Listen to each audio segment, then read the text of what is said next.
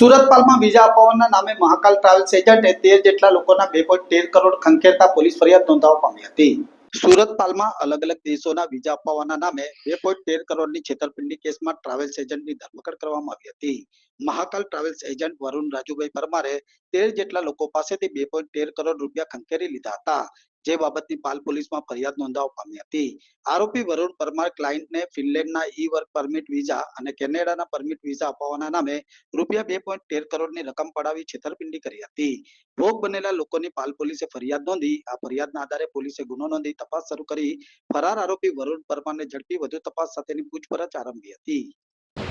પાલ police સ્ટેશનની અંદર visa ફ્રોડનો case પાછલા દિવસમાં રજીસ્ટર કરવામાં આવેલો હતો, જેમાં કુલ 23 જેટલા અલગ અલગ ક્લાયન્ટ્સના 39 લાખ રૂપિયા લઈ જે પરમિટ વિઝા છે એ આપવામાં આવેલ ન હતા.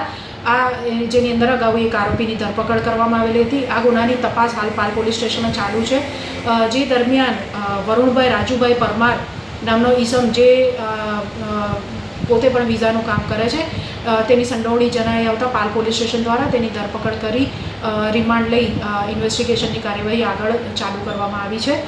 આ ગુનાની વિગત જોઈએ તો વરુણભાઈ રાજુભાઈ પરમાર જે છે તેમણે લગભગ 13 જેટલા અલગ અલગ ક્લાયન્ટ્સ પાસેથી ફિનલેન્ડ અને કેનેડાના વિઝા અપાવવાના બહાને 2 કરોડ 13 લાખ રૂપિયા જેટલી માતબર રકમ કેશ તથા પોતાના એકાઉન્ટમાં લઈને આ જે ક્લાયન્ટ્સ છે તેમને કોઈપણ પ્રકારના વિઝા ઈ પરમિટ વગેરે પૂરા પાડેલ ન હતા.